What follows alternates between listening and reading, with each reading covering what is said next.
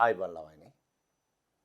අපි අද සාකච්ඡා කරන්නේ කොළඹ දිස්ත්‍රික්කයේ පාසලක 13 වසර පළවන වාර විභාග රසායන විද්‍යා බහුවර්ණ ප්‍රශ්න පත්‍රය.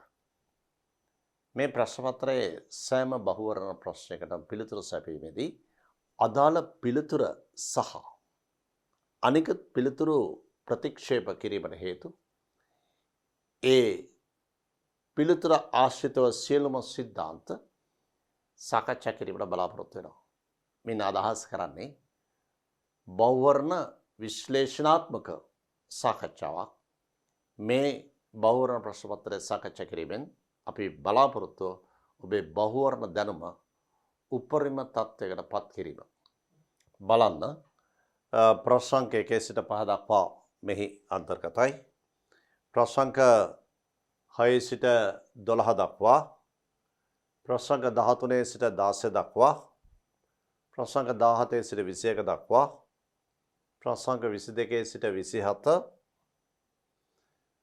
ප්‍රශ්න 30 සිට 40 දක්වා ප්‍රශ්නවලට පිළිතුරු සැපීම කරන්නේ මෙන්න මේ උපදේශ සම්පින්ඩනය අනුව. ABCD ප්‍රකාශ හතරක් තියෙනවා. ඒ ප්‍රකාශ හතරෙන් නිවැරදි ප්‍රකාශය තෝරාගෙන මේ උපදේශ සම්පින්ඩනය අනුව ඒ ප්‍රශ්න 10ට පිළිතුරු සැපිය යුතුයි 31 සිට 40 දක්වා. ප්‍රශ්න 41 සිට 50 දක්වා ප්‍රශ්න නිර්මාණය වෙන්නේ පළමුවෙනි ප්‍රකාශ සහ දෙවෙනි ප්‍රකාශ යන ආදී ආකාරයට.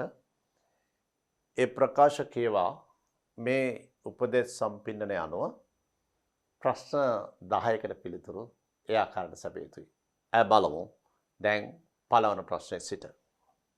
පීඩන නියත විට නියත වායු ස්කන්ධයක පරිමාව. ඒ කියන්නේ P නියතයි. වායු ස්කන්ධය නියතයි. එවිට වායු ස්කන්ධයක පරිමාව නිරපේක්ෂ උෂ්ණත්වයට අනුලෝම සමානුපාතික බව කියවෙන්නේ චාර්ල්ස් නියමයෙන්. V සමානයි KT. මේ අනුව වායුක පරිමාව සහ නිරපේක්ෂ උෂ්ණත්වය අතර සම්බන්ධතාව y සමානයි mx ආකාරයේ පරිමාව නිරපේක්ෂ උෂ්ණත්වයට අනුලෝම සමානුපාතික වෙනවා. චාර්ල්ස් නියමය. මේ අනුව මේ හා සම්බන්ධ වන්නේ අංක 4. චාර්ල්ස්. මෙතන තියෙනවා බොයිල් නියමය. මින් කියවෙන්නේ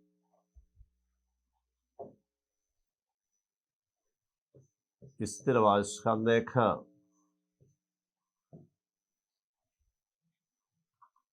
උෂ්ණත්වය නියතට ස්ථිර වායු ස්කන්ධයක උෂ්ණත්වය නියත විට පීඩනය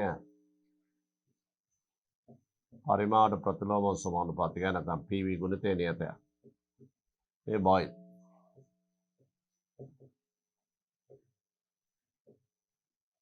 බොයිල් නියමය.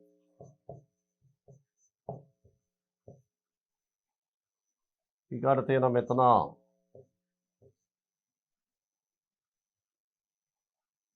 අවගාඩ්‍රෝ නියමය. අවගාඩ්‍රෝ නියමයෙන් කියවෙන්නේ එකම උෂ්ණත්ව එකම පීඩන. එකම උෂ්ණත්වය හා එකම පීඩනයේ සමාන වායු පරිමාව තුළ ඇති අණු සංඛ්‍යා 1 හා සමාන බව. එකම උෂ්ණත්වයේදී එකම පීඩනයේදී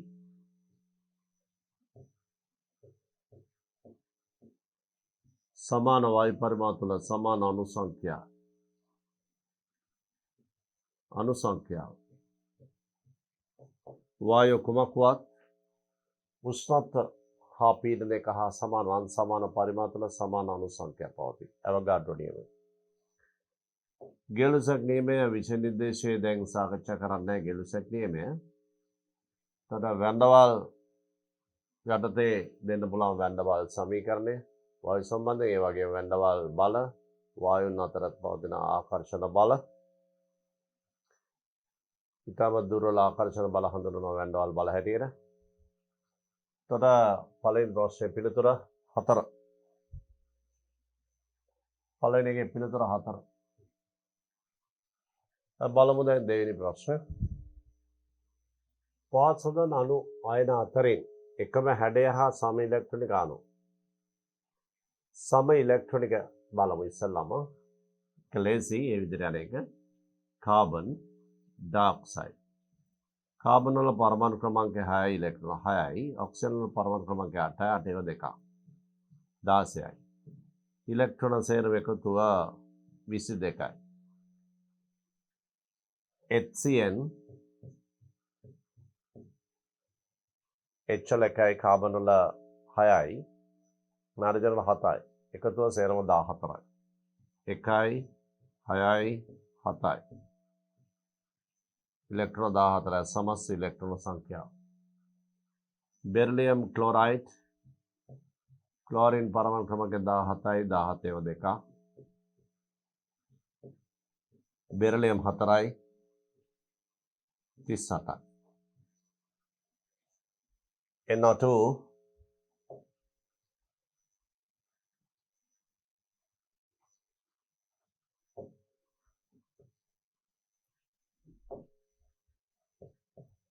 NO2 රින නයිට්‍රජන් 7යි ඔක්සිජන් 8 ඒවා 2යි 16යි මෙතන 1යි 24යි ඊළඟ NCO NCO රින නයිට්‍රජන් 7යි කාබන් 6යි ඔක්සිජන් 8යි මෙතනින් ඉලෙක්ට්‍රෝන 1යි ඍණ ආරෝපණය 22යි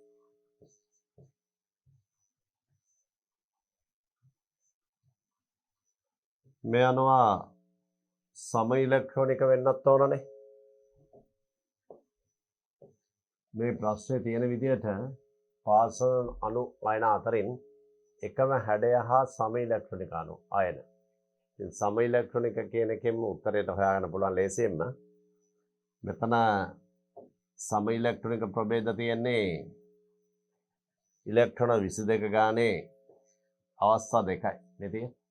කාබන් ඩයොක්සයිඩ් NCO රින. මේ අනුව ඒ දෙන්නගේ හැඩ එක හා සමාන නම් උත්තරයකට යන්න පුළුවන්. ඔබ දන්නවා කාබන් ඩයොක්සයිඩ් රේඛීයයි. කාබන් වල විකර්ෂණ ඒකක දෙකයි. විකර්ෂණ ඒකක දෙක නම් රේඛීයයි. You got NCO, N, C, O, C සහ N අතර ත්‍රිත්ව බන්ධනයක් කාබන් වල සම්බන්ධතාව 4යි. මේ N වඩා ඉලෙක්ට්‍රෝන 5න් 3ක් බන්ධන ඉතුරු දෙක එකසර. ඔක්සිජන් වල ඉලෙක්ට්‍රෝන 6ක් තියෙනවා 6න් එකක් බන්ධන අන්තව 5ක් තියෙනවා. 5යි පිටින් එකක් ඇවිල්ලා ඍණ වෙලා තියෙනවා. ඒතර 6ක් වෙනවා වටා. මේ මධ්‍ය පරමාණු වල විකර්ෂණයක දෙක දෙපැත්තට මේ කෝණයේ අංශක 180යි. මෙතනත් අංශක 180යි මෙතනත් අංශක 180යි. මේ අනුව රේඛීය ප්‍රභේද වෙන්නේ NCO සහ කාබන් ඩයොක්සයිඩ්. පිළිතුරු A සහ E A සහ E මේ අනුව නිවැරදි පිළිතුර කරා යන්න පුළුවන් අපිට සම ඉලෙක්ට්‍රොනික හා සමාන හැඩ එකම හැඩය හා සම ඉලෙක්ට්‍රොනික සම ඉලෙක්ට්‍රොනික කිව්වම සංයුජතා කවචයේ ඉලෙක්ට්‍රෝන සංඛ්‍යාවේ මුළු සමස්ත ඉලෙක්ට්‍රෝන සංඛ්‍යාව දෙන්නගෙම සමාන වෙනවා. ඒ නිසා යනවා අපේ පිළිතුරු A සහ E කරා යා යුතුයි. උත්තරේ අංක 1 එසයි. දැන් බලමු ප්‍රශ්න අංක 3. මෙම ආයනවල අරය අඩුවීමේ අනුපිළිවෙල. සල්ෆයිඩ් ඉලෙක්ට්‍රෝන 18යි.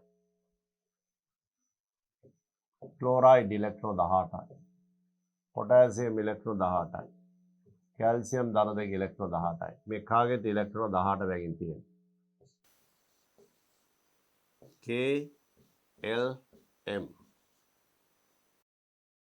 මෙතන අයන දෙකයි මෙතන අයන දෙකයි අයන 4 දෙනා. මේ අයන 4ෙම ඉලෙක්ට්‍රොනික වින්‍යාසයක සමානයි.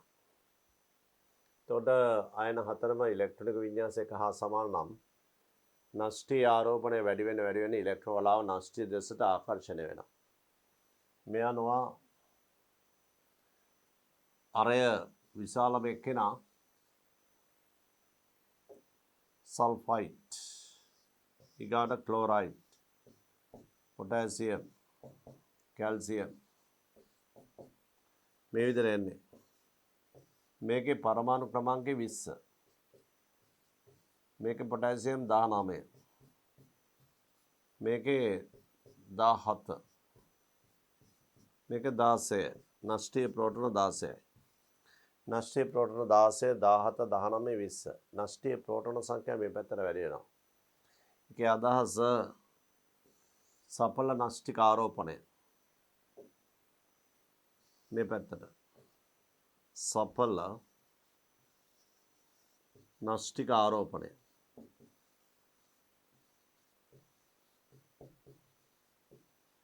සඵල නෂ්ටික ආරෝපණය වැඩි වෙන විට ඉලෙක්ට්‍රෝන වලාව නෂ්ටි දෙසට හැකිලෙනවා. මේක තමයි පැහැදිලි කිරීම. නමුත් තව ක්‍රමයක් තියෙන ලේසියෙන්ම ගන්න පුළුවන්. ඉලෙක්ට්‍රොනික විඤ්ඤාසයක හා සමාන නම් මෙන්න මේ විදිහට හිතන්නත් පුළුවන්. ධන විද්‍යුත් ක්ෂේත්‍රය මේ පැත්තට වැඩි වෙනවා. ධන විද්‍යුත් ක්ෂේත්‍රය වැඩි වෙනකොට ඉලෙක්ට්‍රෝන වලාව නෂ්ටිය දෙසට හැකිලෙනවා. මේ විදිහට. මෙහෙම. මේ පැත්තට ඍණ විද්‍යුත් ක්ෂේත්‍රය වැඩි වෙනවා. ඍණ විද්‍යුත් ක්ෂේත්‍රය. ඍණ විද්‍යුත් ක්ෂේත්‍රය වැඩි වෙනකොට ඉලෙක්ට්‍රෝන වල නෂ්ටයෙන් ඈත් වෙනවා මේ විදිහට. ඔහොම. මේ විදිහට මේ පැත්තේ එන්න අරය වැඩි. වැඩිම අරය ඍණ විද්‍යුත් ක්ෂේත්‍රය වැඩි වෙන එකන අඩුම අරය ධන විද්‍යුත් ක්ෂේත්‍රය වැඩි වෙන එකන. ඒ විදිහට අර විචලනය ගන්න පුළුවන්. මේ අනුව මේකේ පිළිතුර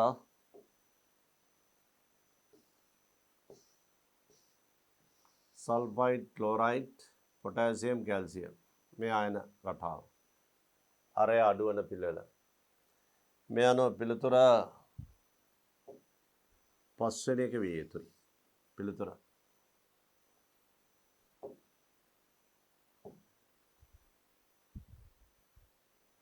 පිළිතුර අංක 5. ඊළඟ ප්‍රශ්නට අපි යමු. මේකේ නාමය. තර මේකේ ක්‍රියාකාරී කාණ්ඩය කවුද? මේ තියෙන්නේ එස්ටර් ව්‍යුහය. මෙතන තියෙන එස්ටර්. අර කෙළවරේ තියෙන ඇල්ඩිහයිඩ් කාණ්ඩය. ප්‍රමුඛත්වය ක්‍රියාකාරී කාණ්ඩවල ඉහළම තියෙන්නේ කාබොක්සිලික් අම්ල, ඊට එස්ටර්, අම්ල ක්ලෝරයිඩ්, අම්ල එමයිඩ්, සයනයිඩ්, ඇල්ඩිහයිඩ්, කීටෝන, මද්දසාර. එහෙම එන්නේ. උඩම තියෙන්නේ කාබොක්සිලික් අම්ල. ඊගාට එස්ටර් තියෙනවා. ඉතින් මෙන්න එස්ටරේ ක්‍රියාකාරී කාණ්ඩය 1. 2 මේක 3 4. එතකොට එස්ටරේ මේ කෙළවරේ පස්වෙනි කාබන් එකේ CHO තියෙනවා. දාමයක කෙළවරේ CHO කාණ්ඩ වෙනවා නම් දාමේ නවත්තන්නේ මෙතනින් නෙමෙයි. මෙතෙන් යනකම්ම අංකණය කරන්න ඕන. පස්වෙනි එකට ගිහිල්ලා පස්වෙනි එකේ මේ විදිහට එන්නේ. කාබන් එක පැත්තට H අනිත් පැත්තට NH2 හතරවෙනි කාබන් එකේ. පස්වෙනි කාබන් එකේ ඇල්ඩිහයිඩ් කාණ්ඩය මෙහෙම තියෙන්නේ.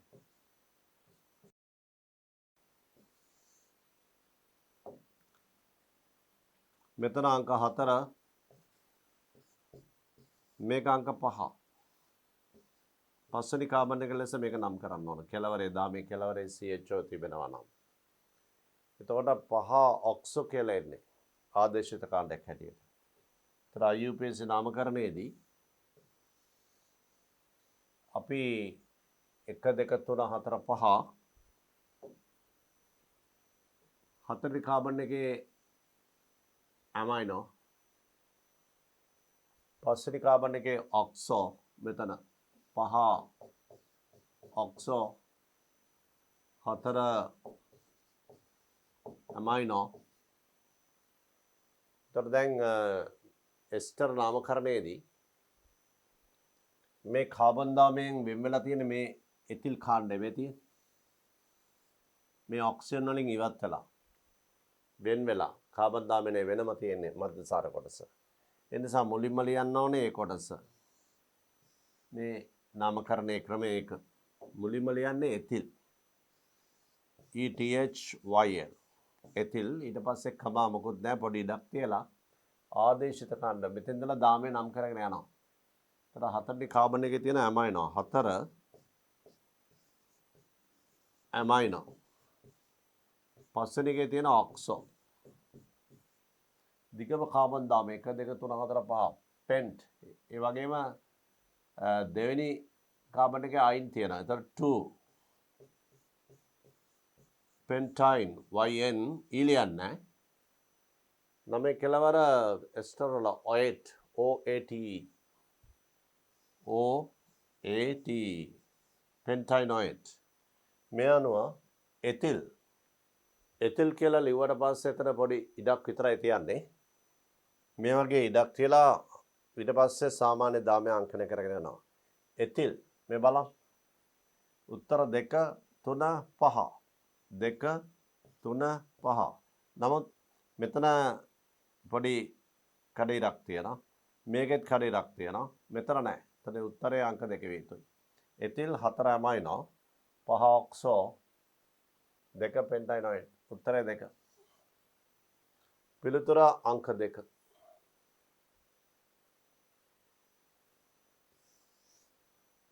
IUPAC නාමකරණය. බලමු ඊළඟ එක. පාසදන් කුමන සංයෝගයට ජල එකතු කිරීමේදී සුදු අවක්ෂේපයක් ඇති කරයිද?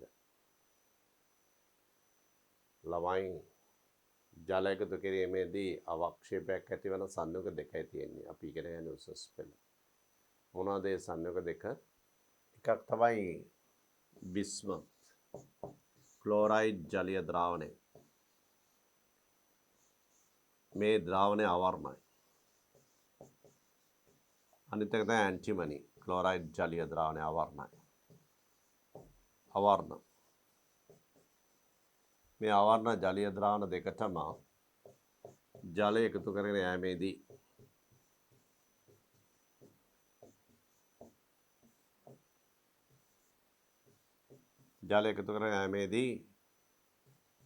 සෑදෙනවා බිස්මත් ඔක්සික්ලෝරයිඩ් සුදු අවක්ෂේපය. නැත්නම් ඇන්ටිමනි ඔක්සික්ලෝරයිඩ් සුදු අවක්ෂේපය.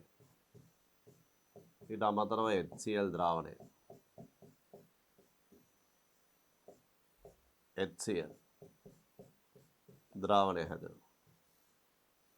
තර ජල එකතු කරගෙන යෑමේදී සුදු අවක්ෂේපයක් කියලා කිව්වොත් ජල එකතු කිරීමේදී සුදු අවක්ෂේපයක් කිව්වොත් ඒ තමයි බිස්මත් ඔක්සික්ලෝරයිඩ් හෝ ඇන්ටිමනි ඔක්සික්ලෝරයිඩ්.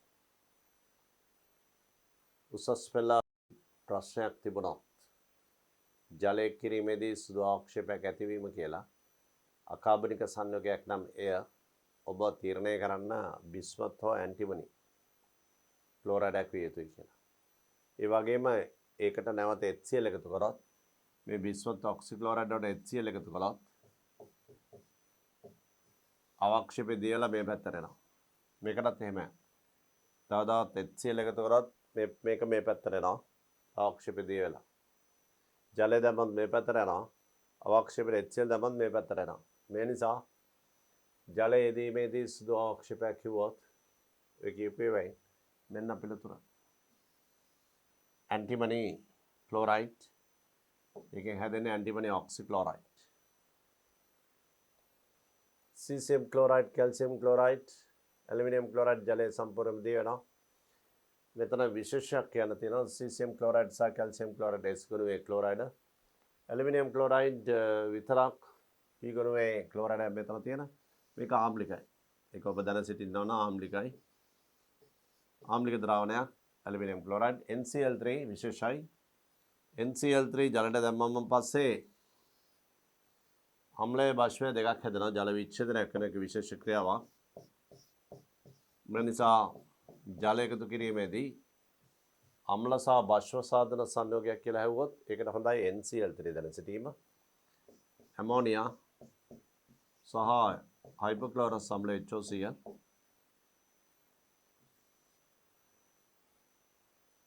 මේ තමයි ජල විච්ඡේදන ප්‍රතික්‍රියාව. මේක දුබල බෂ්ම, මේක දුබල අම්ල. දුබල අම්ලයක් සහ දුබල බෂ්මයක් හැදෙන්නේ මේකෙන්. නමුත් ඇලුමිනියම් ක්ලෝරයිඩ් ජලයේදී කළාම AlCl3 ජලයට එකතු කළාම ඇලුමිනියම් ධන 3 ජලීය ද්‍රාවණය සහ 3 ක්ලෝරයිඩ් ඇලුමිනියම් ධන 3 කියලා එන අයනය මේ විදිහට තියෙන්නේ ජලාණු 6ක් එක්ක. ඒ ජලාණු 6ක් එක්ක එන ඇලුමිනියම් අයනය එතන ප්‍රතික්‍රියාවක් සිද්ධ වෙනවා මේ විදිහට. ජලාණු 6න් එක ජලාණුවක් අයනීකරණය වෙනවා. අයනීකරණය වෙලා ද්‍රාවණයට සපයන එච්චාන ඊට අමතරව ජලාණුවක් දෙකට කැඩෙනවා. ජලාණුවක් දෙකට කැඩුනම OH එක ඇලුමිනියම් ගාව රැඳෙනවා, ද්‍රාවණයට යනවා H එක. ඒ නිසා තමයි ද්‍රාවණය ආම්ලික. ජලාණුවක් දෙකට කැඩුනම OH එක මෙතන රැඳෙනවා. ඉතුරු ජලාණු පහ වෙයි. මේ විදිහට ඇලුමිනියම් වල ආරෝපණය ධන 3යි. මේක ආරෝපණය ඍණ 1යි. එකතුව ධන 2යි. Aluminium chloride ජලීය ද්‍රාවණයක් ආම්ලිකයි. ඒ නිසා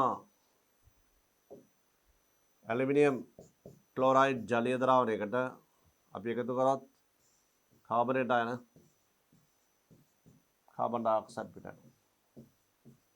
කාබනේට අයන ආම්ලික නිසා. මේ ප්‍රශ්න තිබිච්ච ද්‍රාවණ සම්බන්ධව කියලා දුන්නේ දැනගත යුතු විශේෂ අවස්ථා. ආම්ලික ද්‍රාවණයක් මෙයා ජල විච්ඡේදනයේදී ආම්ල සහ බාෂ්ප මෙයාට ජලය දැම්මොත් සුදු අවක්ෂිප. ඒ තමයි මේ සම්බන්ධ විෂය පරාසය. මේ අනුව ප්‍රශ්නයේ පිළිතුර අංක 3. බලමු ප්‍රශ්න අංක 6. බේරියම් ක්ලෝරයිඩ් ජලීය ද්‍රාවණය සමග අවක්ෂේප ලබා නොදෙන්නේ barium chloride,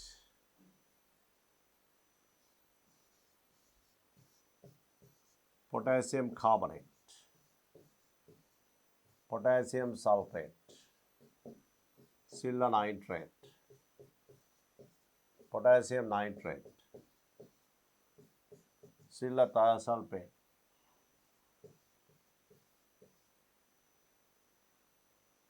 barium chloride.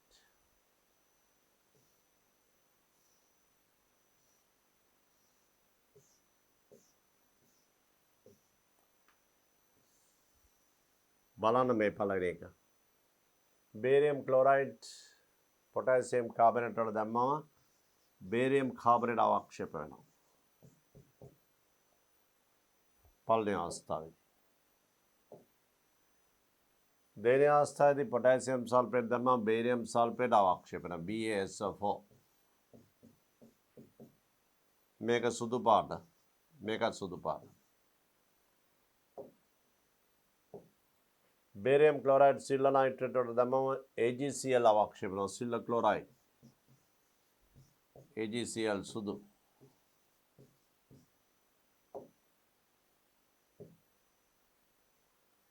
got a potassium nitrate barium සෑදෙන barium nitrate ද්‍රාවණය potassium chloride ද්‍රාවණය ද්‍රාවණ අවක්ෂේපණ වේ. silver thiosulfate. silver thiosulfate කියන්නේ අස්ථායි සුදු අවක්ෂේපයක්. ඒකට barium chloride දැම්මට අවක්ෂේපයක් ජනනය වෙන්නේ නැහැ. silver thiosulfate තියෙන Ag2S2O3. ඒ නිසා barium chloride දැම්මට මේකෙන් අවක්ෂේපයක් නැහැ. මේකත් අවක්ෂේපයක්. මේක අස්ථායි අවක්ෂේපයක්. ඒ අස්ථායි අවක්ෂේපය ටික වෙලාවක් යනකොට සිල්ලර් සල්ෆයිඩ් කළු පාට වෙනවා. ඒ නිසා එතන අවක්ෂේපයක් තියෙන්නේ. බේරියම් ක්ලෝරයිඩ් ද්‍රාවණයක් සමග අවක්ෂේපයක් ලබා නොදෙන්නේ. ඉතින් අවක්ෂේපයක් ලබා දීමක් වෙන්නේ නැහැ. මෙතන අවක්ෂේපයක් තියෙනවා. සිල්ලර් Ag2 H2O3 කියන අවක්ෂේපයක්.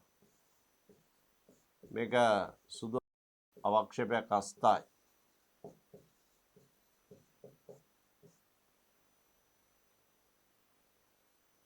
සිල්ල තයසල්ෆේට්. බේරියම් තයසල්ෆේට් කියන්නේ අවක්ෂේපයක් තමයි. ඉතින් බේරියම් තයසල්ෆේට් හැදෙන්න විදියක් නැහැ. මෙතන සිල්ල තයසල්ෆේට් නැතුව මෙතන තිබුණා සෝඩියම් තයසල්ෆේට් Na2H2O3. මෙන්න මේ වගේ එකක් තිබුණා නම් මෙතන සෝඩියම් තයසල්ෆේට්. එහෙමනම් අපිට යෝජනා කරන්න තිබුණා මේ බේරියම් ක්ලෝරයිඩ් දැම්මන් පස්සේ බේරියම් ක්ලෝරයිඩ් දැම්මට පස්සේ Na2H2O3 තිබුණා නම් බේරියම් තයසල්ෆේට් කියලා අවක්ෂේපයක් සුදු ලැබෙනවා කියලා. නමුත් මෙතන තියෙන්නේ සිල්ල තයසල්ෆේට්. ඒක නිසා මෙතෙන්දී බේරියම් ක්ලෝරයිඩ් ජලීය ද්‍රාවණය සම අවක්ෂේපයක් ලබා නොදෙන්නේ. මේක දෙන්නෙත් නෑ අවක්ෂේපයක් බේරියම් ක්ලෝරයිඩ් එක. ඒ නිසා මෙතන උත්තර දෙකකට යා හැකි. අවක්ෂේපයක් ලබා නොදෙන ජලීය ද්‍රාවණයද මේක ජලීය ද්‍රාවණය නෙමෙයි. මේක අවක්ෂේපයක් අපෙන් අහන්නේ ලබා නොදෙන්නේ කුමන ජලීය ද්‍රාවණය කියලා. එහෙනම් ජලීය ද්‍රාවණය වශයෙන් දෙන්න පුළුවන් අවක්ෂේපයක් ලබා නොදෙන පොටෑසියම් නයිට්‍රේට්. මේක විතරයි ජලීය ද්‍රාවණයක් තියෙන්නේ. මේක විතරයි ජලීය ද්‍රාවණයක් වෙන්නේ. මේක ජලීය අංක 1 අංක 2 අංක 3 අංක 4 ජලීය ද්‍රාවණ. මේක අවක්ෂේප. අහන්නේ අවක්ෂේපයක් ලබා නොදෙන්නේ කුමන ජලීය ද්‍රාවණය. එහෙමනම් පිළිතුර අංක 4. ප්‍රශ්න අංක 6 පිළිතුර 4. ප්‍රශ්න අංක 7 කාබන් වල සම්මත පරමාණුකරණ එන්තැල්පිය දීලා තියෙනවා x. හයිඩ්‍රජන් වල සම්මත බන්ධන විකටන එන්තැල්පිය y. මීතේන වල උත්පාදනතාවය z. ආන්නේ මීතේන වල බන්ධන විකටන ශක්තිය ch. එතකොට අපි මේකට උත්පාදනයේ තියෙන්නේ කාබන්, solid, hydrogen, gas. මේකේ මීතේන උත්පාදනය කරමු. මූලද්‍රව්‍යයන්ගෙන් උත්පාදනය. කාබන් 1යි හයිඩ්‍රජන් 4 වෙන අතර මෙතන 2H2 උත්පාදනය. මීතේන වල උත්පාදන එන්තැල්පිය මේකගේ Z. ඩෙල්ටා H එක කියලා ගත්තොත් මේකගේ Z. අපේ ගහන්නේ මීතේන වල CH බන්ධනය කරන එන්තැල්පිය. අපි මේ මෙන්න මේ තමයි මීතේන වල බන්ධන විඝටන එන්තැල්පිය. මීතේන වල බන්ධන විඝටන එන්තැල්පිය ගත්තොත් ඒක විඝටනය කරාට පස්සේ මෙතනින් එන්නේ කාබන් වායු සහ හයිඩ්‍රජන් වායුමය පරමාණු බන්ධන සම්පූර්ණයෙන්ම කඩන මීතේන වල. කාබනට CH බන්ධන 4ක් තියෙන්නේ මීතේන වල. මේ විදිහට මේ බන්ධන 4ම කැඩුවන් පස්සේ එන්නේ වායුමය පරමාණු. ඒ තමයි මේ අවස්ථාව. මේ තමයි මීතේන් මවුලක බන්ධන විඝටන ශක්තිය. දැන් මෙතනින් පුළුවන් අපිට කාබන් සොලිඩ් කාබන් ගෑස් කරන්න. කාබන් වල සම්මත පරමාණුකරණ එන්තැල්පිය. ඒක දීලා තියෙන x කියලා. මෙතන අපි දාන්න පුළුවන් x. හයිඩ්‍රජන් මවුල දෙකක බන්ධනය කරන ශක්තිය මේ තියෙන හයිඩ්‍රජන් මවුල දෙකක හයිඩ්‍රජන් වල සම්මත බන්ධනය කරන ශක්තිය y මවුල දෙක නම් 2y. මේ අනුව මෙතන z. දැන් එමන අපිට තාපරසනික චක්‍රයේ හේස් නීමේ දාන්න පුළුවන්. මේ බලන්න. හේස් නීමේ දැම්මොත් z ධන ඩෙල්ටා H දෙක ඒ කියන්නේ බන්ධනය කරන ශක්තිය සමානයි. මේක පැත්තක් මේ පැත්ත මෙහාට. මෙතනින් පටන් මෙහෙම ගිහිල්ලා මෙතෙන්ට යනවා එක මාර්ගයක්. මේ අනිත් මාර්ගය මෙතනින් පටන් මෙතෙන්ට යනවා. x ධන 2y. මේ අනුව ඩෙල්ටා H2 කියලා කියන්නේ මීතේන් මවුලක බන්ධනය කරන ශක්තිය x ධන 2y ඍණ z. දැන් අපි ඩෙල්ටා H දෙක කියලා ගත්තේ මීතේන් මවුලක බන්ධනය කරන ශක්තිය. මීතේන් මවුලයක් කියන්නේ CH බන්ධන මවුල 4ක විඝටන ශක්තිය. එhmenan CH4 වල C කෙරෙලා H හි බන්ධන විකරණ ශක්තිය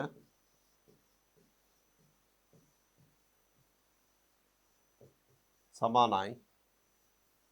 මේ මුළු අගය බෙදන්න ඕන 4න් x ධන 2y ඍණ z බෙදීම 4.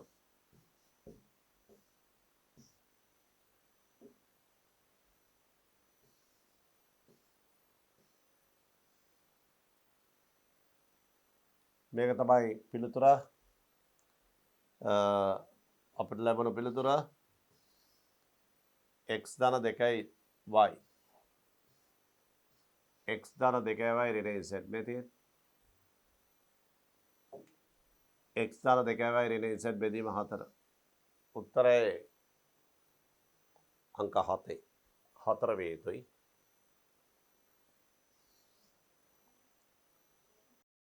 ප්‍රශ්න 8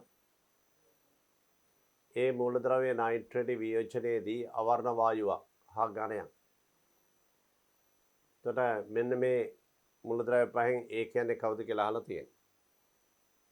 ඒ මූලද්‍රව්‍ය නයිට්‍රේට් වියෝජනයේදී අවර්ණ වායුවක්. දැන් මැග්නීසියම් නයිට්‍රේට් දෙවෙනි කාණ්ඩේ නයිට්‍රේට්. දෙවෙනි කාණ්ඩේ සියලුම නයිට්‍රේට් රත් කිරීමේදී නයිට්‍රජන් ඩයොක්සයිඩ් රතු දුඹුරු පාට වායුවක් පිට වෙනවා. ඒ නිසා M NO3 දෙගුණය 2 MO 4 NO2 oxygen මේක රතු දුඹුරු. M කියන්නේ දෙවන කාණ්ඩයේ මූලද්‍රව්‍ය මේ තියෙන මැග්නීසියම්. දෙවන කාණ්ඩයේ මූලද්‍රව්‍ය විතරක් නෙවෙයි සංයුජතාව දෙකවන වෙනත් මූලද්‍රව්‍ය. ඒ කියන්නේ විද්‍යුත් රසායනික ශ්‍රේණියේ ලිතියම් සිට කොපර් දක්වා විද්‍යුත් රසායනික ශ්‍රේණියේ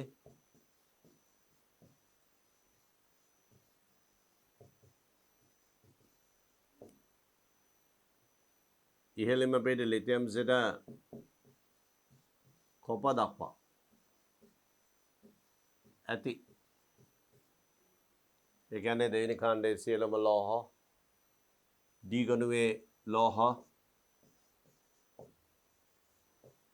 සිංක් කැඩ්මියම් කොපර් දක්වා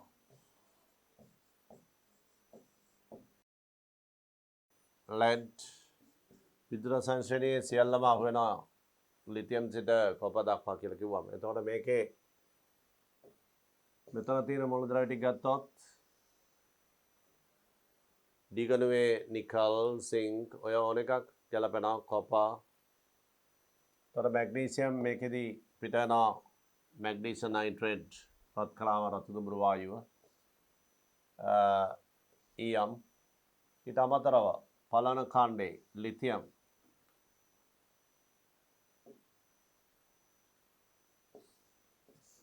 කාණ්ඩේ ලිතියම් විතරක් වියෝජනය වෙනවා මේ විදිහට lithium nitrate lithium oxide nitrogen dioxide සහ ඔක්සිජන් පළවෙනි කාණ්ඩේ.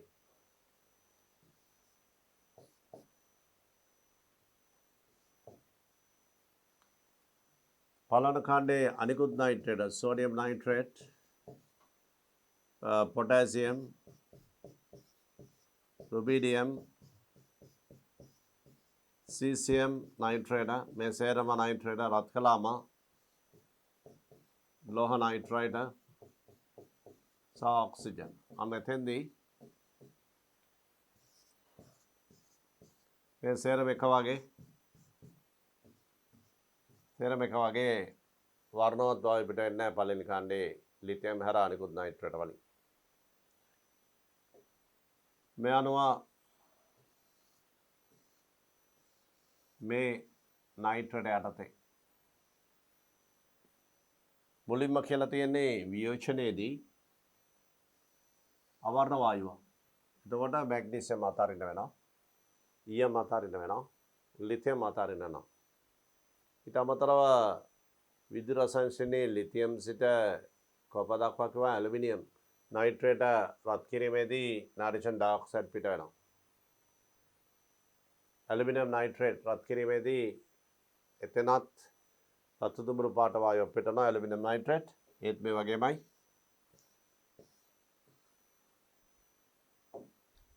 ඇලුමිනියම් නයිට්‍රේට් රත් කිරීමේදී aluminium oxide nitrogen dioxide oxygen එතරම් රතු දුඹුරු පාට වායුවක්. මේ අනුව රතු දුඹුරු පාට වායු පිට නොවන ප්‍රභේද ලෙස මෙතනින් පිළිතුරු ඇටියට ගන්න පුළුවන් සෝඩියම් විතරයි. මේ අනුව 8 වෙනි ප්‍රශ්නයේ පිළිතුර පළවෙනි වාක්‍යයෙන්ම ගත හැකියි. ඒ මූලද්‍රව්‍ය නයිට්‍රේට් වියෝජනයේදී අවර්ණ වායුව හා ඝනය. පිළිතුර මෙච්චරයි. සෝඩියම්. බලමු ඊටු ටික. ඒ මූලද්‍රව්‍ය නයිට්‍රේට් වියෝජනයේදී අවර්ණ වායුවක් හා ඝනයක් ලබා දෙයි. तो अभी सोडियम नाइट्रेट तीर्णय करें.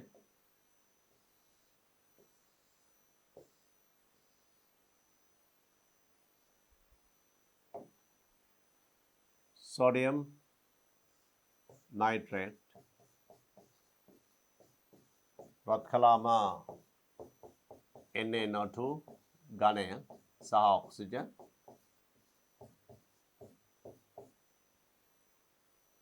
එම ඝනය තනක සල්ෆරික් සමග මේ තියෙන තනුක සල්ෆරික් නයිට්‍රයිට ලවණයකට තනුක අම්ලයක් දැම්මත් සල්ෆරික් හෝ HCl එකෙන් පිටනවා රතු දුඹුරු වායුවක්. තනුක අම්ලයක් දැම්මට පස්සේ රතු දුඹුරු වායුවක් පිට වෙනවා නම් ඒක නයිට්‍රයිටයක් විය යුතුයි.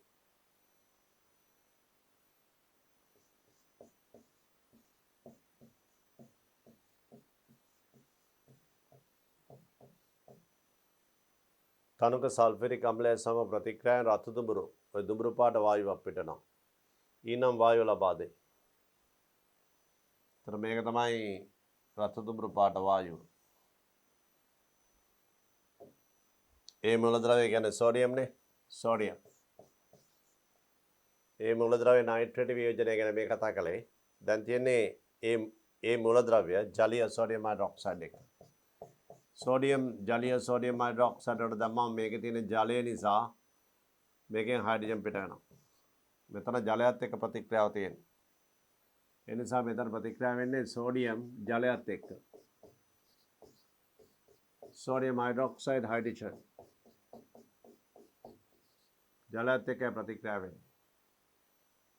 එතකොට සෝඩියම් ජලයත් එක්ක සෝඩියම් හයිඩ්‍රොක්සයිඩ් එක හයිඩ්‍රජන් පිට කරනවා කියන්නේ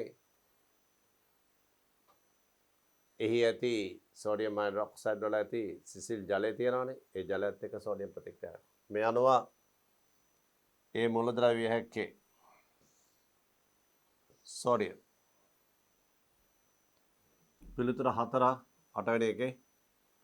ඒ විතරක් නෙවෙයි ඔබ දැන සිටිය යුතුයි S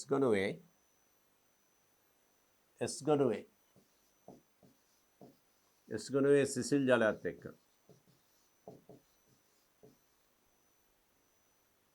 ජලයත් එක්ක ප්‍රතික්‍රියා කරන පළවෙනි කාණ්ඩේ ලිතියම්,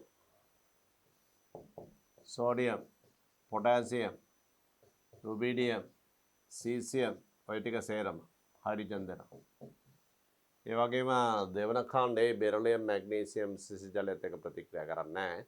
බෙරිලියම් ප්‍රතික්‍රියා නැහැ, මැග්නීසියම් ප්‍රතික්‍රියා නොවන තරම් අල්ප ප්‍රතික්‍රියාවක් තියෙන එක නොගෙන හැකි තරම් කොටයි. කැල්සියම්, ස්ට්‍රොන්සියම්, බේරියම් ප්‍රතික්‍රියා වෙනවා හයිඩ්‍රජන් පිට ගන්නවා. මෙන්න මේ මූලද්‍රව්‍ය සියල්ලම සිසිල් ජලයත් එක්ක ප්‍රතික්‍රියා කරන මේ මූලද්‍රව්‍ය සියල්ලම ජලීය සෝඩියම් හයිඩ්‍රොක්සයිඩ් එක්ක NaOH ජලීය සමග හයිඩ්‍රජන් පිට ගන්නවා.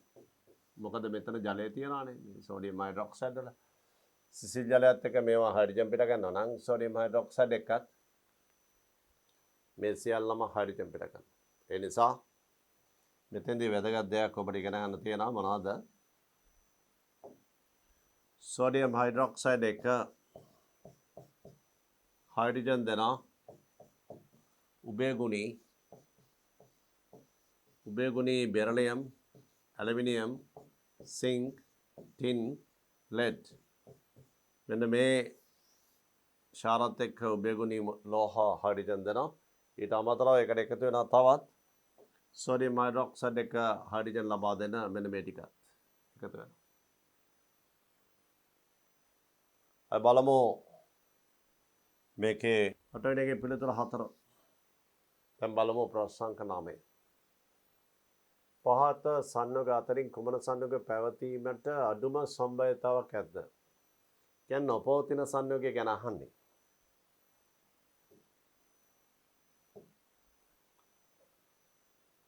මේ වගේ ප්‍රශ්නයකට පිළිතුරු සොයා ගැනීමේදී අපි බලන්න ඕන ප්‍රභේදවල ඔක්සිකරණාංක දිහා බලමු. ඒවා පැවතිය හැකි ඔක්සිකරණාංක නම් ඒක සංයෝගයේ ස්ථායි කියලා ගන්නවා. එසේ නොවන ඔක්සිකරණාංකයක් ආවොත් ඒක අතාරිනවා. ඒ කියන්නේ ඒකට අදහස ඒක අස්ථායි කියන එක. දැන් පළවෙනි එක ගත්තොත් කොබාල්ට්, ඇමෝනියා කාණ්ඩ 5යි. මෙතන Cl එකයි. මෙහෙම තියෙන්නේ දීලා. එතන මෙතන Cl2. එතන මේකේ ධන 2 ක්ලෝරයිඩ්. එහෙම සම්බන්ධ වෙලා තියෙන්නේ. ඒතර තමයි හරියට මේකේ මැග්නීසියම් ක්ලෝරයිඩ් වගේ මේකේ Mg ධන 2 මෙතන ක්ලෝරයිඩ්. එතකොට මේ මැග්නීසියම් ක්ලෝරයිඩ් එන්නේ සූත්‍රය MgCl2. අන්න ඒ වගේ මෙතනක් තියෙන්නේ. මේකේ ආරෝපණය ධන 2 වෙන්න ඕන.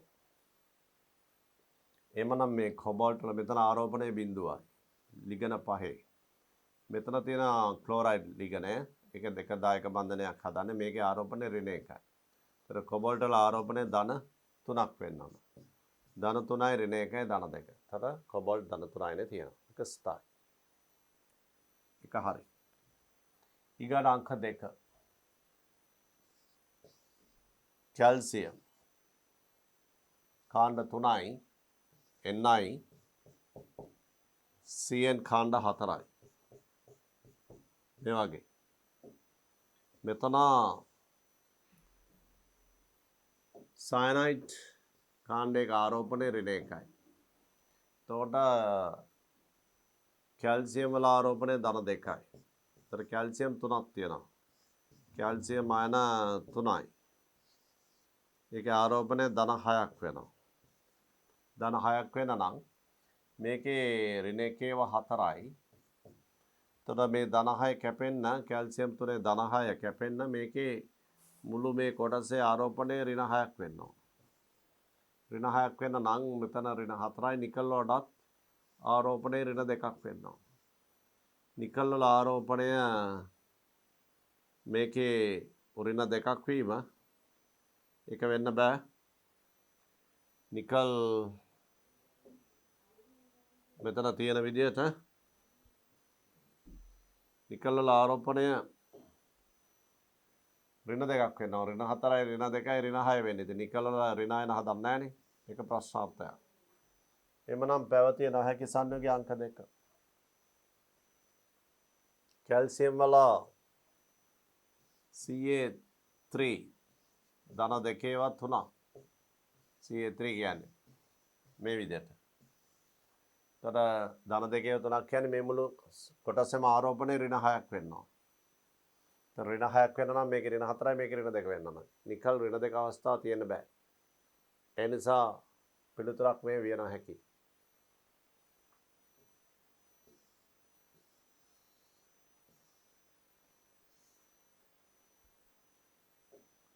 අංක 3 HeNH3 කාණ්ඩ 2යි Cl. අතර මේකේ මේ කොටස කැටයනය ධන ආරෝපිතයි මේක ඍණ ආරෝපිතයි. එතන මෙතන He මේක ධන 1. එතන මේ තිබිය හැකි අවස්ථාවක් සිල් වල ධන ඔක්සිකරණ අවස්ථා තියෙනවා. මේ නිසා අංක 3 නිවැරදි. අපිට මේකේ අංක 1 නිවැරදි. අංක 1 නිවැරදි. අංක 2 තමයි පිළිගත හැකි. අංක 4 බලමු. K4 efficient 6. K4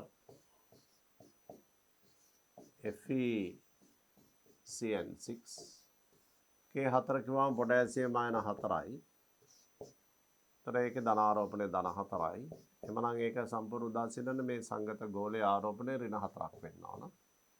පොටෑසියම් 4 ධන 4යි. එමනම් මේ කොටස ඍණ 4ක් වෙන්න ඕන. දැන් මෙතන CN කාණ්ඩ 6ක් තියෙනවානේ. CN කාණ්ඩ 6 ආරෝපණය ඍණ 1 6ක්. CN සයනයිඩ් කාණ්ඩනේ. එතකොට මේකේ ආරෝපණය මේ එකතුව ඍණ 4 වෙන්න මේකේ ධන 2ක් වෙන්න ඕන. ඔව් ඒක විය හැකියි. යකඩවල ඔක්සිජන් අවස්ථාව ධන 2. ඒ සංකීර්ණ පවතින. මේ අනුව යකඩවල ඔක්සිජන් අවස්ථාව ධන 2 තිබෙන අවස්ථාවක්. මම මේ සංයෝගයේ තිබිය හැකි අවස්ථාව අංක 4. දැන් බලමු පස්වෙනි එක. K2 CuCl4 K2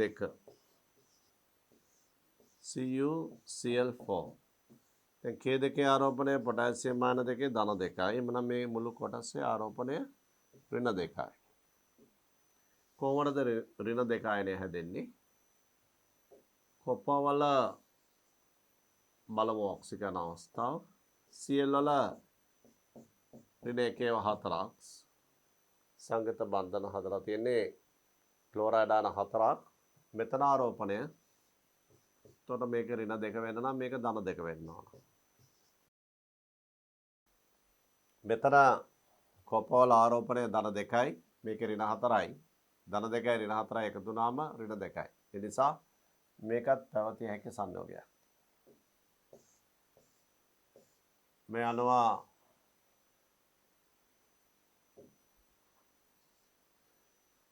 පැවතීමට අඩුම සම්භාවිතාවක් ඇත්තේ මෙන්න මේකේ නිකල් වල ඍණ ඔක්සිජන් අවස්ථාවක් ආවේ. මේ අනුව පිළිතුර අංක 9 2.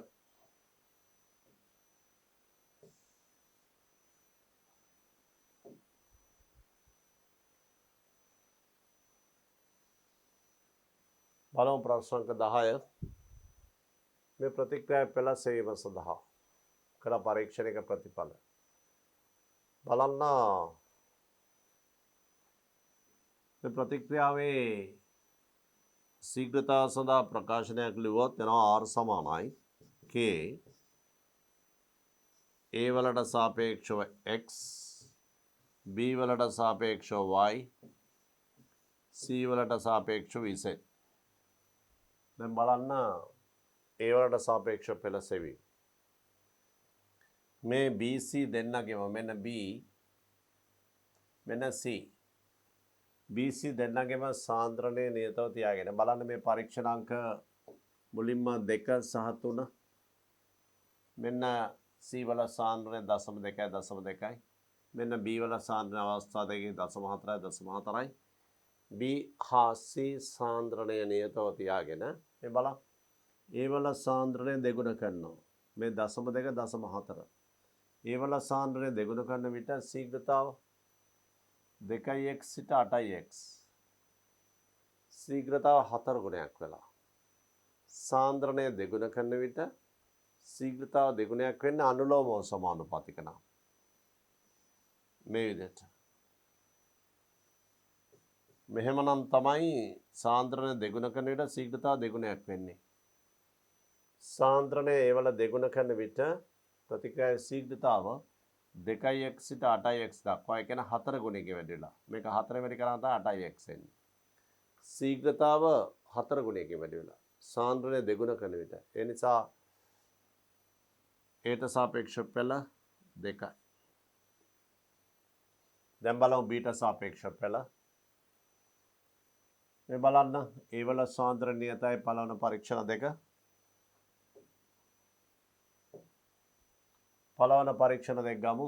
මේකයි. ඒ වල නියතයි C වල නියතයි මෙන්න B දෙගුණ වෙනවා. B වල සාන්ද්‍රණය දෙගුණ වෙන විට x දෙකයි x වෙලා දෙගුණයක් වෙලා. එහෙමනම් r සමානුපාතිකයි බීට. අපි දැන් බලමු cට සාපේක්ෂව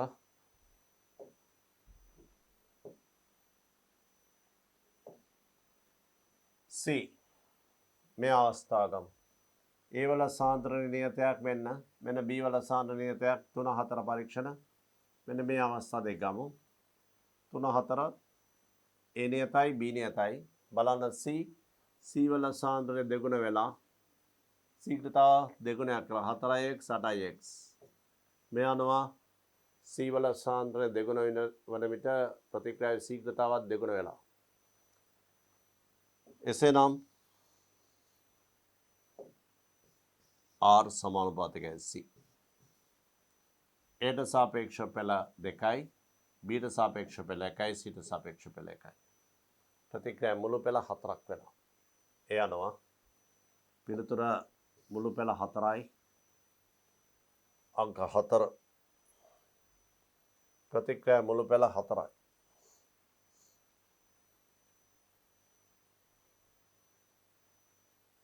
බලමු ඊළඟ ප්‍රශ්නය.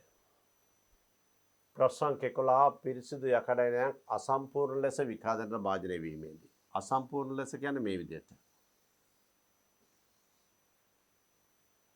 මේකේ යකඩයනය තිබුණා ආරම්භයේදී. අපි හිතමු මේ සම්පූර්ණ යකඩ. ඒකේ යම් කොටසක් මේ ආරම්භයේදී තිබිච්ච යකඩ ප්‍රමාණය. මේ තමයි පිටින් සෑදෙන මලකඩ Fe2O3 ඔය ආකාරයට. එතකොට අපි හිතනවා මේ විදිහට යකඩ මවුල අභ්‍යන්තරයේ තියෙන x මවුල ප්‍රමාණය සහ පිටින් තියෙන y මවුල ප්‍රමාණය කියලා දෙකකට බෙදනවා අපි. සමස්ත මුළු යකඩ ප්‍රමාණය x ධන y. මේකෙන් අපි හිතනවා x ටික එහෙමම තියෙනවා මවුල ප්‍රමාණය. y පිටතින් තියෙන මවුල ප්‍රමාණය තමයි මලකඩ බවට පත් උනේ. පිරිසිදු යකඩයනයක් අසම්පූර්ණ ලෙස විකාශනයට භාජනය වීම නිසා ෆෙරික් ඔක්සයිඩ් සෑදීමෙන් එහි ස්කන්ධය 10%කින් පමණ වැඩි විය. අපි හිතමු ආරම්භයේදී මේ සාම්පලයේ ස්කන්ධය ග්‍රෑම් 100යි. මලකඩ සෑදීම නිසා 110ක් වුණා. මුළු ස්කන්ධය 110යි. එhmenan දැන් අපි යකඩ ආරම්භක ප්‍රමාණය මවුල x ධන y. මේක යකඩ ප්‍රමාණය x ධන y මවුල. මේ x ධන y මවුල x ධන y ප්‍රමාණය ස්කන්ධය තමයි ග්‍රෑම් 100. ඒ නිසා ආරම්භයේදී එනවා x ධන y වැඩි කරනවා අපි 56න්. යකඩවල පරමාණුක භාරය 56යි. ඒ නිසා යකඩ මවුල x ධන y වල ස්කන්ධය මේ එක සමානයි ග්‍රෑම් 100. මේ නිසා පිළිතුර 56යි x ධන 56y සමානයි 100 පළවෙනි ප්‍රකාශය. ඊට පස්සේ දෙවෙනි අවස්ථාවේදී එනවා මේ මුළු සාම්පලයේ ස්කන්ධය ග්‍රෑම් 110යි. අපි හිතනවා යකඩ මවුල x ප්‍රමාණයක් තියෙනවා එතන එහෙමම. ඒතර 56x ධන මෙන්න මේ යකඩ මවුල y ප්‍රමාණය තමයි මලකඩ බවට පත් උනේ. මේ තියෙන්නේ Fe2O3 යකඩ මවුල y තිබුණා නම් මෙතන එන්නේ මවුල y බෙදීම 2ක්. මෙතන ප්‍රමාණයෙන් හරි අඩක් මෙතන එන්නේ. මෙතන තියෙන ප්‍රමාණය මෙන්න මේ විදිහට එන්නේ. යකඩ මවුල 2කින් මේක එක මවුලයක් හැදෙන්නේ මේ විදිහට. y තිබුණත් y බෙදීම 2යි. එhmenan මෙතන යකඩ මවුල y ප්‍රමාණයක් තිබුණේ. එතන ෆෙරික් ඔක්සයිඩ් හැදෙන්නේ මවුල y බෙදීම 2යි. ෆෙරික් ඔක්සයිඩ් වල මෞලික ස්කන්ධය වෙනවා Fe2O3 56 2ක් 112යි. 16 3ක් 48යි. 160යි. මේ අනුව යකඩ මවුල y බෙදීම 2ක ස්කන්ධය එනවා මෙතන. මෙතන එන්නේ මවුල x මෙතන මවුල y බෙදීම 2යි. ඒ මවුල y බෙදීම 2 ස්කන්ධ එනවා. y බෙදීම 2 වැඩි කිරීම 160 සමානයි මුළු ස්කන්ධ 110.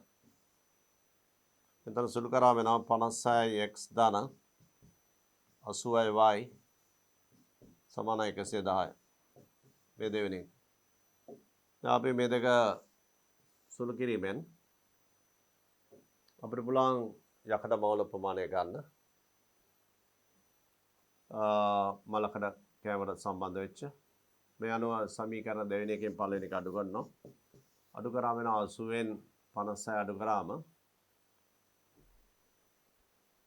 24යි y සමානයි 110න් 100 අඩු කරාම 10යි y වලගේ එනවා 10 බෙදීම 24 තව බෙදීම 12. දැන් අපි y අගේ සෙව්වා විකාදනය වූ යකඩවල ස්කන්ධ ප්‍රතිශතය. විකාදනය වෙච්ච යකඩ ප්‍රමාණය තමයි මවුල y. එතන 100කින් තමයි මේ y විකාදනය උනේ. එhmenan අපිට දැන් ලියන්න පුළුවන් 100කින්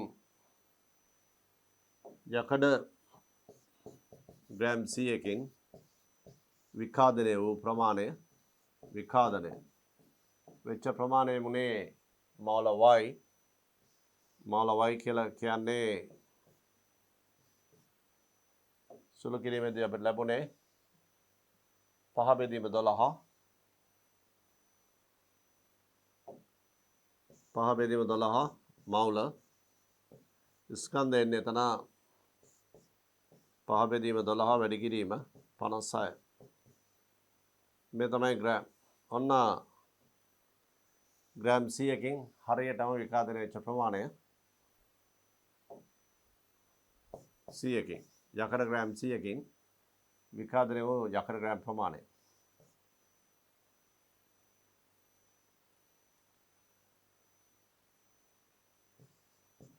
හතරවරක් 3යි මේ අනවා 70 බෙදීම 3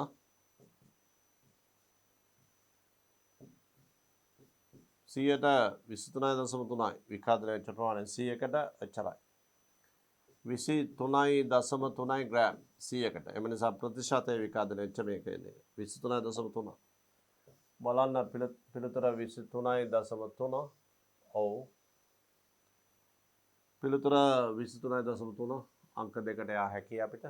හොඳ විදිහට සුළු කිරීමෙන් යකඩ විකාදනය වෙච්ච ප්‍රමාණය ඒ සාම්පලේ 123.3යි. ප්‍රසංක 12. ආලෝකය ඇති විට ක්ලෝරින් හා මෙතිල් බෙන්සීන් අතර ප්‍රතික්‍රියා වෙයි. සිදු නොවන පියවර. මේ වගේ ප්‍රශ්නකදී සිදු නොවන පියවර කියලා හැවොම ඇස එකෙල්ලෙම යොමු විය යුතු ස්ථානයක් තියෙනවා. ප්‍රශ්න දිහා මෙහෙම බැලුවම ඔබට පේනවා අංක 3 පිළිතුර විය යුතුයි කියලා.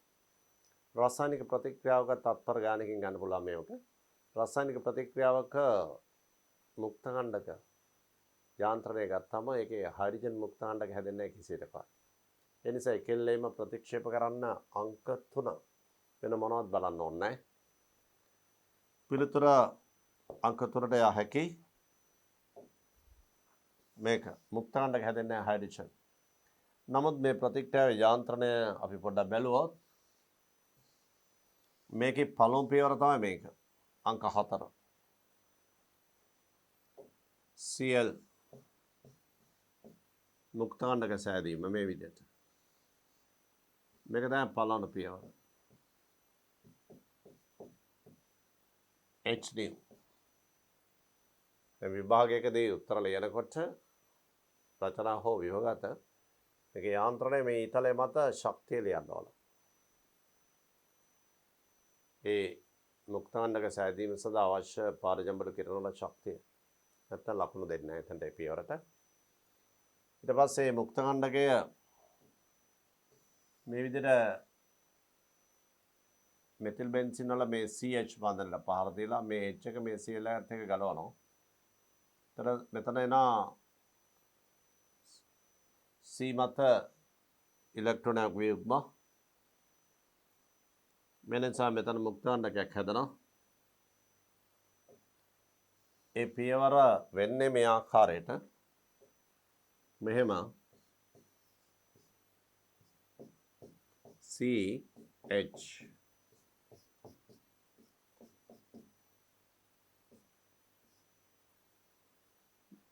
මේ Cl මුක්තාණ්ඩකය මේ විදිහට මේ H එක HCl ලෙස ඉවත් වෙනවා. තර මේකෙන් හැදෙනවා මේ මුක්තාණ්ඩකය. C H පරමාණු දෙකයි මෙතන මුක්තාණ්ඩකය සහ HCl. ඒක තමයි මේ පළවන ප්‍රතික්‍රියාවෙන් පෙන්වුම් කළා තියෙන්නේ. ඒ නිසා පළවන ප්‍රතික්‍රියාව නිවැරදි. මේක තමයි ප්‍රතික්‍රියා ආරම්භක පියවර අංක 4. අංක 4 ආරම්භක පියවර. ආරම්භක පියවර කියන්නේ අංක 4. ප්‍රතික්‍රියා නොකඩවා ඉදිරියට ගෙන යන පියවර කියලා හැවුවොත් මෙන්න මේවා. 1. ඊට පස්සේ එකට ක්ලෝරින් අණුව මේ පහර දෙව මේක 2. ප්‍රතික්‍රියා නොකඩවා ඉදිරියට ගෙන යන පියවර. 1 සහ 2. ආරම්භක පියවර මේකේ 4 වෙනි එක. මේක තමයි ආරම්භක පියවර. මේක තමයි ප්‍රතික්‍රියාව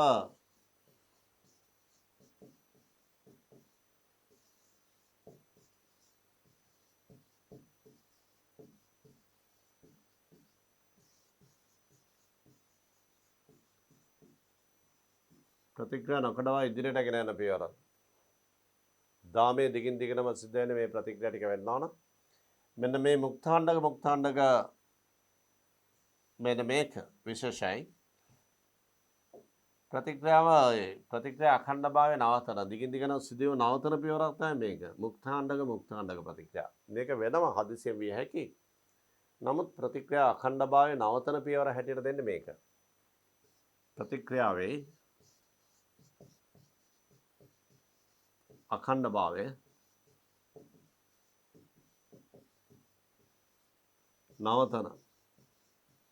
නවතන පියවර. ප්‍රතික්‍රියා අඛණ්ඩභාවය නවතන පියවර හැටියට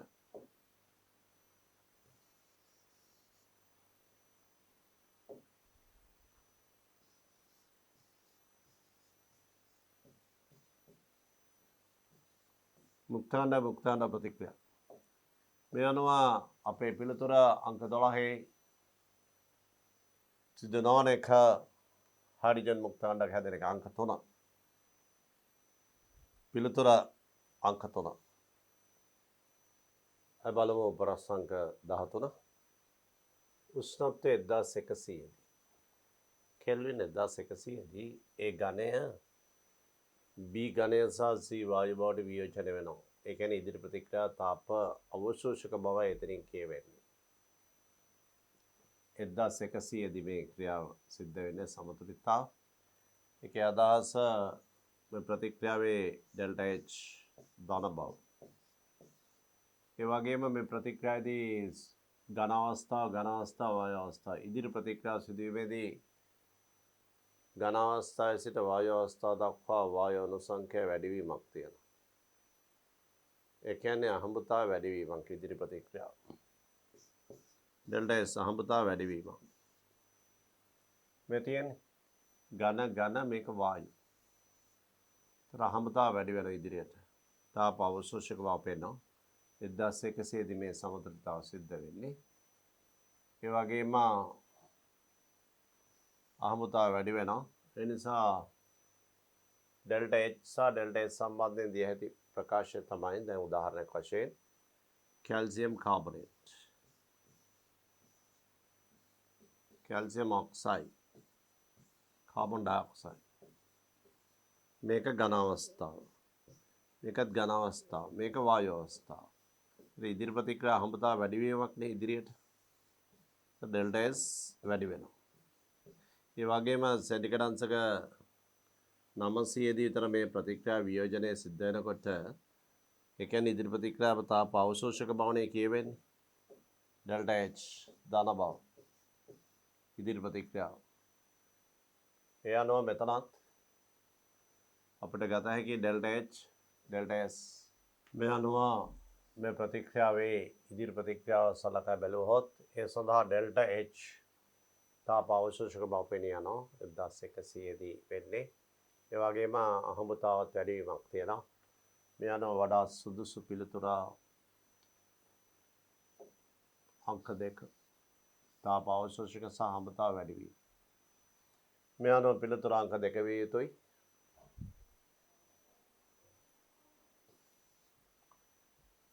බලමු ප්‍රශ්න අංක 14. විද්‍යුත් රසායනික කෝෂයක් නිර්මාණය කළා තියෙනවා මැග්නීසියම් හා මැංගනස් අර්ධ කෝෂ මගින්. මැග්නීසියම් වල ඉලෙක්ට්‍රෝඩ විභවය මැංගනස් වල ඉලෙක්ට්‍රෝඩ විභවය. මේ ඉලෙක්ට්‍රෝඩ විභවාගයන් දිහා බැලුවම ඍණාගය වැඩි එක්කෙන තමයි විද්‍යුත් රසායනික ශ්‍රේණිය උඩින් ඉන්නේ. ඍණාගය වැඩි 2.37 වෝල්ට් මැග්නීසියම් ඍණාගය 1.18 වෝල්ට් මැංගනස් හා Mn මේ හයිඩ්‍රජන් සම්මත හයිඩ්‍රජන් ඉලෙක්ට්‍රෝඩ විභවය වෝල්ට් බිඳුවයි. මේ අනුව විද්‍යුත් රසායන ශ්‍රේණියේ ඉහළින් ඇති ඉලෙක්ට්‍රෝඩය තමයි මේ කෝෂයේදී ඇනෝඩය වශයෙන් ක්‍රියාත්මක වීමෙන් ඔක්සිකරණය වෙන්නේ. මේ වෙලාවේදී මේ මැග්නීසියම් සහ මැංගනස් අර්ධ කෝෂ දෙකෙන් නිර්මාණය කරගන්නා විද්‍යුත් රසායනික කෝෂයේ විද්‍යුත් ගාමක බලය වෙන්නේ මෙන්න මේ අතර වෙනස.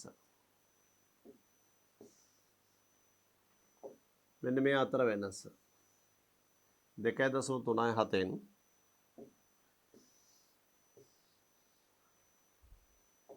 2.37න් 1.18 අඩු කළාම 10න් 8ක් 9යි 2 1ක් 1යි 1යි. මෙන්න මේක තමයි මේ විද්‍යුත් රසායනික කෝෂයේ විද්‍යුත් ගාමක බලය 1.19 වෝල්ට්. එනිසා පිළිතුර අංක 1 හෝ 4 විය යුතුයි. ඒ වගේම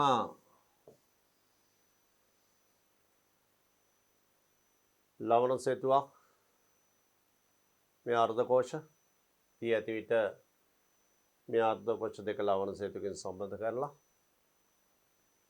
අර්ධ කෝෂ දෙක බාහිරව සම්බන්ධ කරාම බාහිර පරිපතේ විද්‍යුත් ධාරාවක් ගලාගෙන යනවා. සමස්ත කෝෂ ප්‍රතික්‍රියාව සහ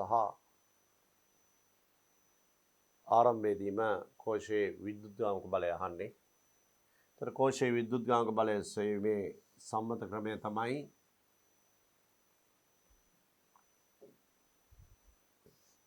E naught cell සමානයි E naught කැතෝඩය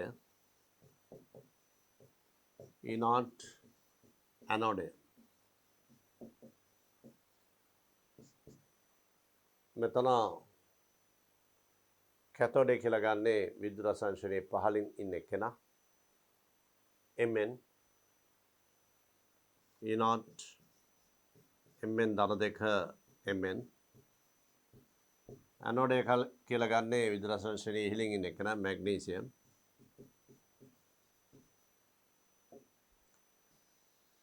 මෙතන මැංගනස් වල ඉලෙක්ට්‍රෝඩ විභවය Mn 1.18යි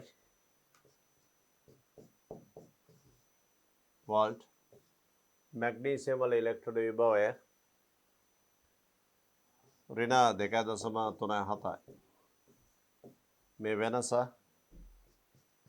1.19 වෝල්ට්. මේ තමයි කෝෂයේ විද්‍යුත් ගමක බලය. ඒ වගේම කෝෂය ප්‍රතික්‍රියාව වෙන්නේ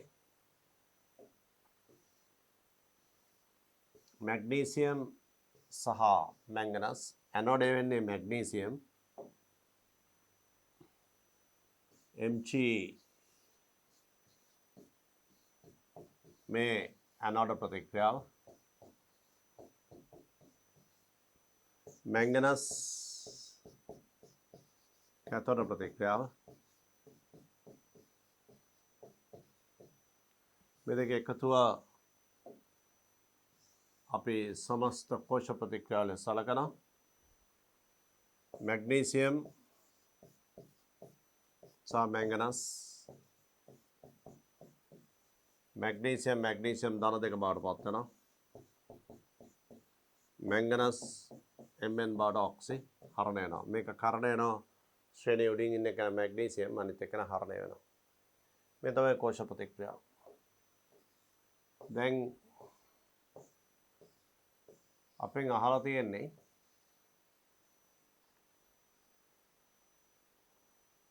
मैंने में मैग्नीशियम सा मैंगनस वाले विद्युत रासायनिक कोशिका निर्माण कल्ला एक समस्त कोश प्रतिक्रिया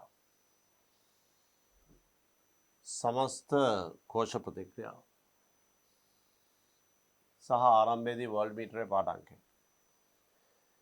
समस्त कोश प्रतिक्रिया के निकादास मैग्नीशियम दाना देख बाढ़ पोते ना मेती ना कहा तरह मैंगनस दाना देख आये ना मैंगनस बाढ़ पाते हैं मैग्नीशियम ऑक्सी करने ना मैंगनस हारने वेना विद्युत गांव का बाले कैदा समय क्या नाम है वेना ने पिलुतरो देखा है तीन कैदा समय क्या नाम है वेना एक नता हातर पालेने के तीन Mg दाना देख Mg बाढ़ पाते हैं संपूर्ण सावधे मैग्नीशियम में ना मैग्नीशियम दाना देख बाढ़ पाते हैं ना मैं अनु दाहतर इन प्रश्न पिलुतरा अंक हातर बालो प्रश्न का पहलो पहाड़ देख के ना प्रतिक्रिया सलका PV है कि संयोगी ग्रीनहाउस प्रतिकार के दाला जल विच्छेदन कल्ला में कीटोन ने ग्रीनहाउस प्रतिकार के दमा मैंने मेथन टे कार्बोनिल कार्बन टेना मेथिल खांडे विल्ला इतना त्रुटि का मत सारे खेलना मेरे पे एस्टर ग्रीनहाउस प्रतिकार के तो लामा एस्टर कार्बन नोटा मेथिल खांड देखा खेला मेतना ओइच्छना जल विच्छेदनेला ये निसा मेगे सिद्धांत है में आखारे COOCH3 मेवा नावस्थावक ग्रीनहाउस प्रतिकार के दम्मा मेथिल मैग्नीशियम ब्रोमाइड देख जल विच्छेदने मैंने में बेंजीन वाले संबंध कार्बन एक टेनवा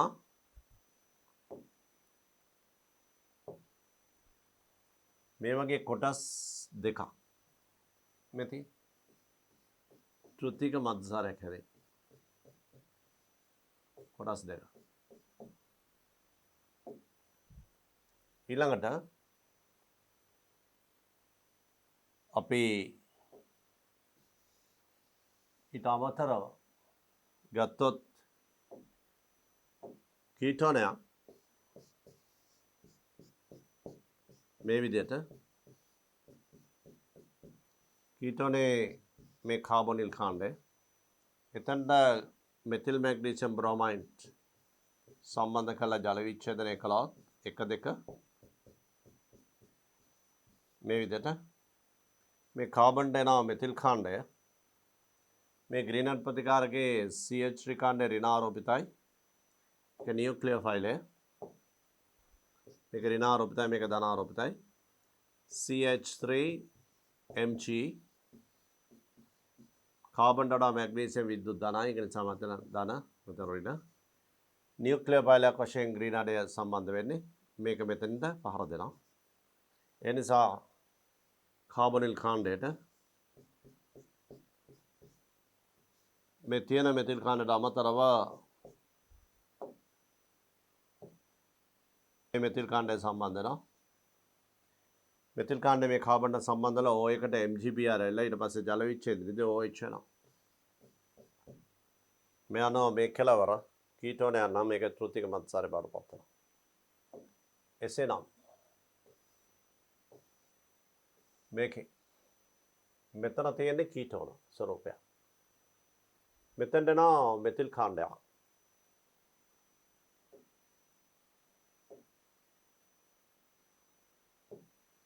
මෙතෙන්ට එනවා මෙතිල් කාණ්ඩයක් මේ කාබන්ට.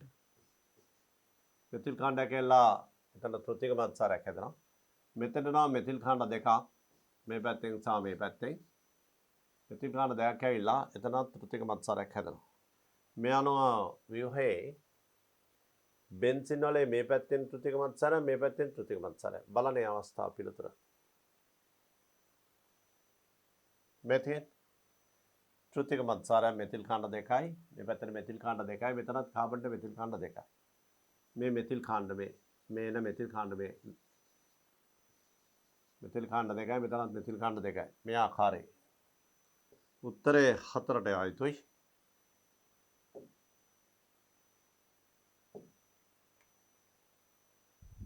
පිළිතුර 4 ළමයි අද අපි ප්‍රශ්න අංක 1 සිට 15 දක්වා බහුවර්ණ ප්‍රශ්න 15ක් විශ්ලේෂණාත්මක බහුවර්ණ විවරණයක් කළේ. අපි ඊළඟ වීඩියෝ එකේදී ප්‍රශ්න අංක 16 සිට සාකච්ඡා කරමු.